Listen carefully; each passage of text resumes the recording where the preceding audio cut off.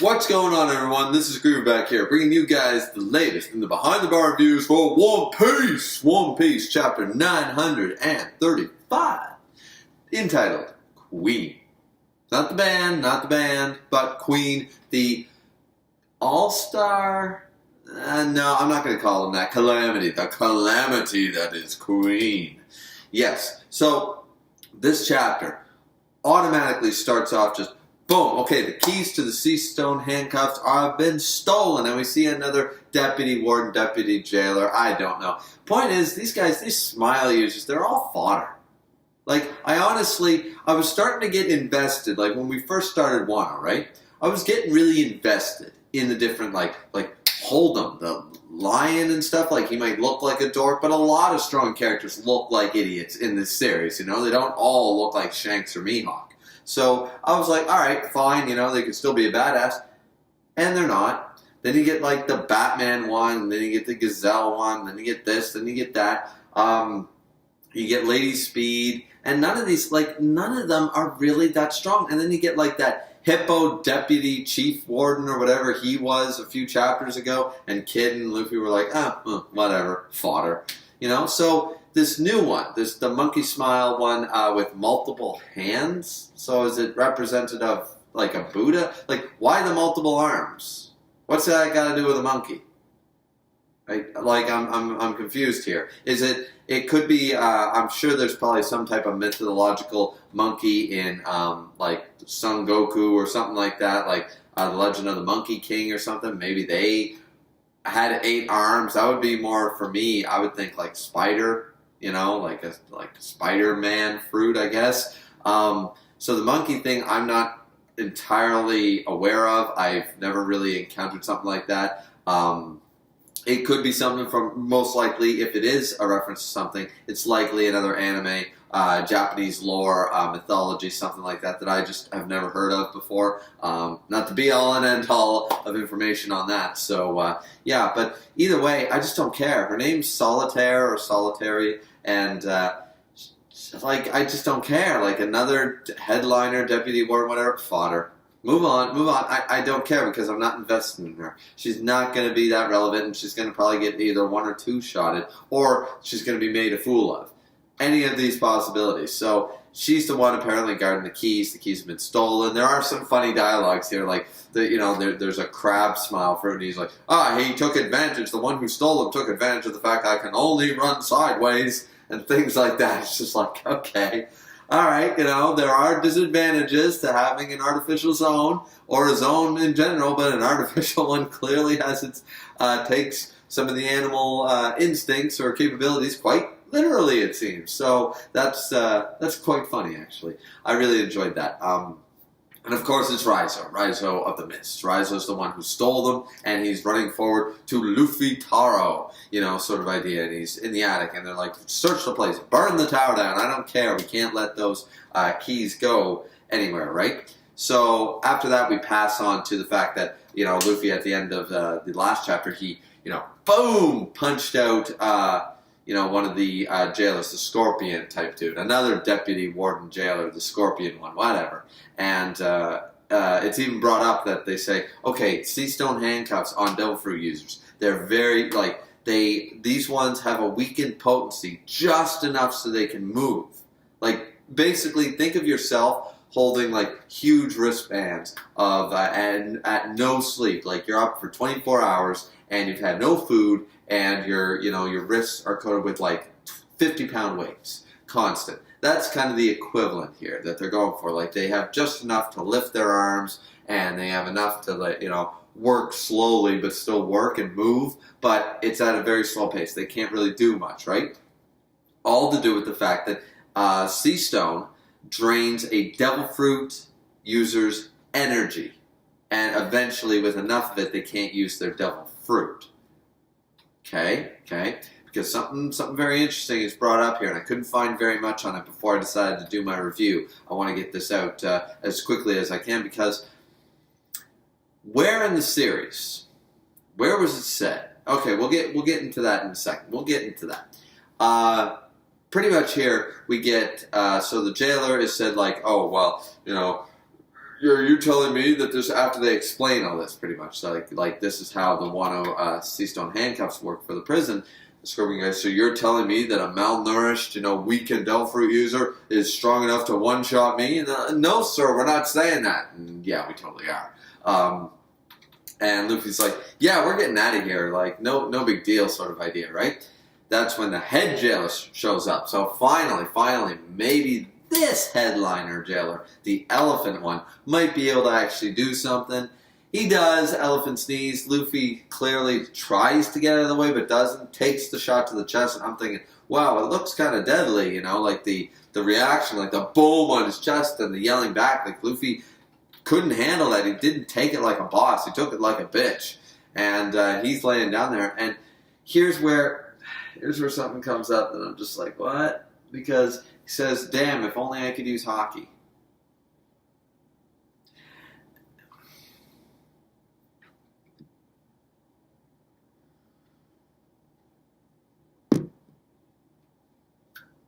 Now, the reason I explained what SeaStone exactly does from both the wiki page and Silver's Rayleigh, when it was explained, the first real time to us, we had hints of it, but when it was explained by Silver's Rayleigh to Luffy, was that this is something that everybody has, you can train with it, you can do this, it basically, but with devil fruit users, it zaps their energy. Okay, because it basically has the power of the sea in them.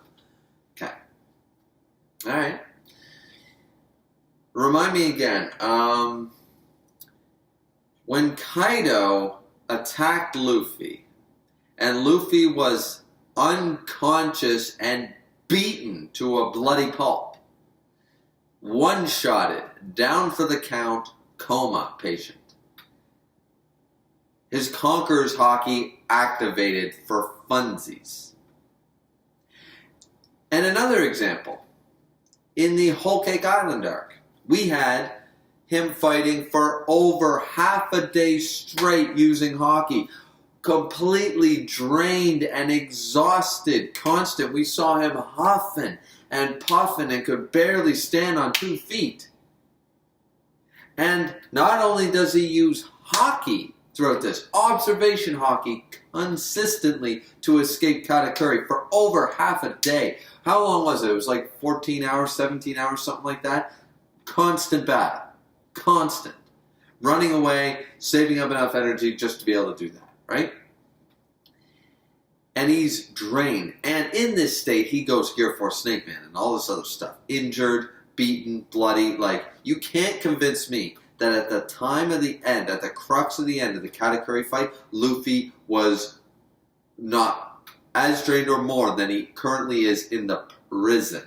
I don't care about these little handcuffs that affect devil fruit abilities, affect energy.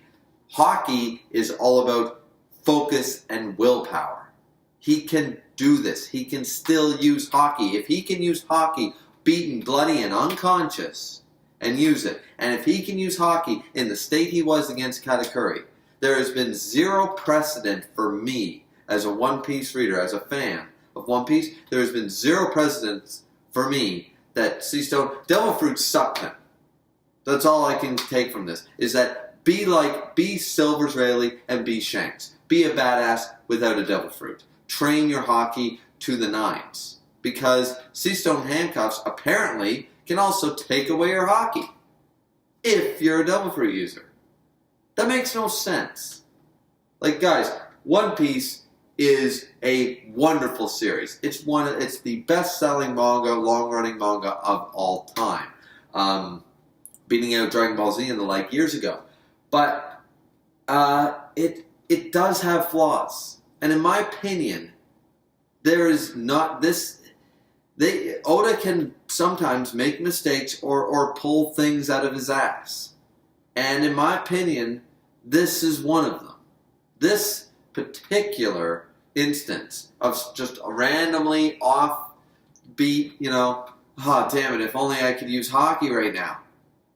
Why can't you? There's been no precedent that SeaStone affects Haki.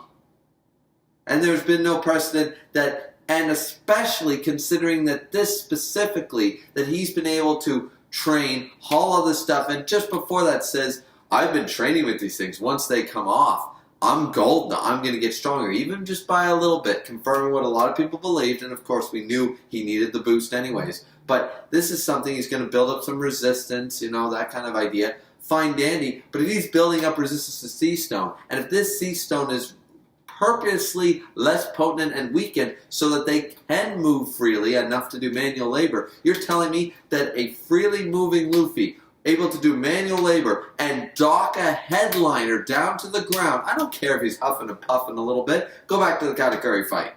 Tell me he's huffing and puffing less than he was there. I'll wait. Because no, I'm sorry. People are trying to explain it away saying, but it zaps all your energy. That's what it does. It's SeaStone. And, it takes energy to focus Haki. Where the hell did it ever say that?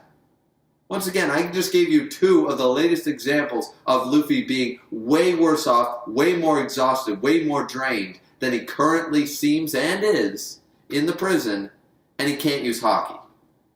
I'm sorry, Oda, I'm not buying this. There's no precedent for this. And all it states is another handicap against Devil Fruit users. It's just, all it's doing is hyping up people like Garp, Shanks, and Rayleigh that weren't stupid enough to eat a fruit. They can't swim, SeaStone affects them, all this other, and now apparently even if you're a master of Haki, but you have a Devil Fruit, because you have SeaStone, now you can't even activate your Haki, even though that's willpower based completely. And they even have the nerve to bring it up in this chapter that they say, it's his abnormally strong willpower is allowing him to do all this. You mean the basis for the energy for Haki that Luffy somehow can't use, but that's the reason he's able to do what he's doing now. That's making no sense to me. So, unfortunately, I don't think, based on that alone, this chapter to me, I'm sorry, Oda, you made a mistake. Chapter 935 has a little bit of plot problems right there. Has a bit of inconsistency. And it's making SeaStone above and beyond what it was originally intended to be, in my opinion. Now, the rest of the chapter, we're just going to move on from that. That was my argument. Let's move on to the rest of the chapter. Now, the only other hype moment in this chapter, for me anyways, is, of course, the next couple pages. Queen! I did not expect this. I did not expect Queen the Plague to be like this. Maybe there is a bit of Freddie Mercury in the Queen. Maybe Oda's a fan. I don't know, because the funk and all that. Yeah, I'm with this. I like Queen. I really do. I like this. All I could think every time then we funk, and stuff like that, and pretending doing a dance and stuff, riding motorcycle, air motorcycle. I don't know what she's doing, or he, or whatever it is. But I do love the fact that Queen's like this, because all I could think about when I was reading that double-page spread was, uptown, funk you up. Uptown, funk you up. Uptown, funk you up. And I'm just sitting there I'm good with this. I'm really good with this character. And there's something else important. 1.32 billion. Yeah. Better than Katakuri over here. And this ain't even the number 1 calamity. So we know King's got to be 1.5 or something. Or probably bigger than Luffy, just to make it a thing. Because if any of you are sitting there and thinking that Luffy has to be the 5th highest bounty in the verse because the Yonko thing, no. Because we have Dragon, who is the most wanted man, and hence most wanted would say the highest bounty, I would assume. And on top of that, we also have some reinstated bounties. People like crocodiles, which currently would not be frozen. I don't know if that's been revealed what his current bounty is, but I'm sure it's gone whoop. Things like people like that. And the fact that there's no way that Ben Beckman of the Red Hair Pirates does not have a higher bounty than Luffy, even as a 5th Emperor. That's what I believe. Disagree in the comment section down below. But this is exciting. 1.32 billion. It's really cool. Once again, bounty and battle power do not equal. There's a big X. They do not equal each other. It's based on destruction, threat level to the government, things like that. But nonetheless, it doesn't mean he's a pushover either. They don't give a billion berry bounties to people that aren't strong as hell. Let's get that cat. If anybody assumed that somebody can get to that level, I mean, maybe Buggy will pull it off with his like Grace 7 Lux Graces Cat 9 Lives thing that's going on with him. But outside of Buggy's friggin' Deus Ex, I'm lucky. This stuff, yeah. So Queen is awesome, and I love that. And the comedy here, like, all right, Ed Jenna, you tell me right now, what are the problems that you're dealing with right now? Because I'm hearing about some ruckus. So you just tell me right now, what are we dealing with in ascending order? Number 3, what is it? Uses kid escape, sir. What? Number 2. And then, says, well, the SeaStone handcuffs, the things, the keys were stolen for all those. What? And then, finally, and number 1, Straw Hat Luffy is trying to literally escape right now. What? And I love every minute of it. Loving every minute of it, because I like this character. Oda sold me on this. This is a highlight of the chapter. Once again, I don't like what they did with the whole Haki SeaStone handcuffs thing. I think that's a big retcon or a big problem or a plot device for the sake of being one. But this Queen's introduction has been solid so far as a character, with proper speaking lines and proper some individual conversations and the like. Because we've only ever seen Queen in a handful of pages now. This is good. This is good. I really like this. So. But we do jump away from that. We jump away to Ibisu Town, and we see that, so Zoro has left. Is it because of the midnight 3-hour ox boy, whatever it is, that comes in, the Robin Hood type figure? Different translations, different things, but like the 3-hour boy or whatever, shows up, and a lot of people are saying that that's who stole Zoro's sword, because according to his traveling companion from Ibisu Town, he tells Frankie and Law and Usopp, Sanji has mysteriously disappeared with the number 3 raid suit. And clearly, Zoro has lost, apparently, one of his swords has been taken. We don't know which one. It could be the Nidai Kitetsu. It could be, the Wazumono grades. He's got a lot of famous swords, really, so it could be any of his swords. Most likely a Kitetsu blade, I would think, but it could be the Wado Ichimonji, because once again, that comes from the people potentially from Wano, which has always been speculated to be Zoro's master back in the East Blue, that he is originally from Wano, so the Wado Ichimonji might be more valuable than we all think or have heard about up till now. So there's a potential for any of his swords, really. Now, here's the thing. So they do all this, and they talk about it, and they meet the traveling companion over there. I always forget his name, and the dancer guy, and he's all like, "Yeah, I'm smiling because I'm gonna die soon because I can't eat. I have no food, that kind of deal." And basically, they talk about that, and they see, and they kind of realize what's going on in Ibisu Town, and they realize, okay, well, where did Blackleg Sanji go? What's happening? And then now we know what happened with Zoro. We don't see Zoro, but we know what he's after right now. And Sanji's clearly going to the woman's bathhouse, indicated by the last chapter. So, and then we see that it's a unisex bathhouse. We see Nami and Robin and such, and really all we get from this information, there's a bunch of dialogue, but what it sums up to be is they're nervous about using the bathhouse, men are watching them bathe, and for some reason none of them are deterred by this. Am I missing a shot where somebody's putting up like a mirror thing so they can't pass it?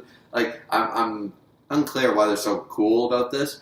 But we do have Shinobu. She explains all about Hirogoro of the Flowers and all about his power and his might. He was powerful. Odin respected him. He supported the clans and stuff. And the current leader of the Oniwaban group decided to side with Orichi rather than side with Odin and his group and Kinemon and all them. So you had a split decision there. But Hirogoro of the Flowers was one of the Yakuza bosses, similar to Kiroshiro. So now we have confirmation that each region has its own underworld. Each region has a godfather, a mafia boss, a lieutenant. With not, by the sounds of it, none of them, there's no top dog, there is no godfather. There's simply different lieutenants controlling each region, and they're the boss of their own region. That seems to be the case, but Hirogoro of the Flowers even commanded respect from all the other Yakuza bosses 20 years ago of his time. And we see him there, he looks badass with this like flaming beard, he's got a katana in his hand, he's looking like a man, he's apparently wise and strong and powerful. Odin respected him. So I'm curious, we're going to see some hint that this guy is going to come back to the legend he once was. I'm really excited to see where, because clearly he's going to escape with Luffy in the next few chapters, and I'm curious to find out what's going to happen. Will he somehow get his power back, or is he just an old man, but he's going to be like, up here, I still have the mind of someone who was a Yakuza boss for, decades and decades. I know the ins and outs of Wano, and they couldn't have changed that much. So he's going to be their tactician sort of idea. Could be very interesting. So we have all that data dump, and then we move on to the last section of the chapter, which is Queen confronting Luffy. Now in the last part of the chapter, we see Luffy on the execution platform with Old Man Hyo, who we know is Hirogoro of the Flowers. He's the man, and Queen even establishes and says, hey, to think the legend, the leader of the Yakuza, the feared, most powerful Yakuza boss, is just a malnourished, death, skin and bones old man sort of idea. So once again, this leads me to believe that potentially he can get back to his former strength. Just right now, he's been broken, he's been malnourished. He even stated it when he was being attacked that, my spirit was broken, my strength was gone, I had nothing left. And this young man has rekindled the fire of both body and spirit within me. So it's entirely possible if they escape, maybe just give him a bunch of food, give him a week of training, and he'll be like, by the time of the battle plan, he'll be like, yeah, I am ready to go. I am Hirogoro of the Flowers. Yeah. Something like that. I don't know. It could be really cool to see him back in his prime. Now, remember that in the bathhouse, Shinobu makes the remark that he is supposedly dead. Orochi killed him. There's another one that Orochi apparently killed. There's so many of them that, once again, I don't believe that Odin is dead. Because every single time we hear about Orochi or Kaido killing someone, they all seem to appear somewhere. In a jail cell, in a prison, in a time loop of 20 years. Anything. They all seem to be around. Different name changes, 20 years have passed, but they all seem to be alive. So, I think they're really bad at killing people. I really think they're terrible at killing people. I think these people escape, they realize they have no power, and they cover it up because they botch it. Kaido's probably drunk, and Orochi's probably an idiot. And they never can successfully kill anybody. Because everyone seems to be alive. So once again, Odin's alive. That's, once again, my theory. Odin's alive. But here's one of the fun parts about the end part of this chapter is that, Luffy is refusing to join Kaido's crew, and Queen's talking like, hey, don't worry, everything will be forgiven. Everything will be forgiven, because remember, you've attacked a guard. It's permanent execution. If you backtalk a guard, your arms get chopped off. You do it twice, your legs get chopped off. Third time, execution. Now, who has suffered this? We don't know yet. Could be the fella in the jail cell. We don't know. But it's clear that they have these set type of rules and they do stick to them. Now, Hirogoro of the Flowers just says, look, do what you want to me, but please spare him. And Queen's like, you're the one that they literally tried everything to get you, the legend, to join them. Orochi and Kaido both wanted you to join.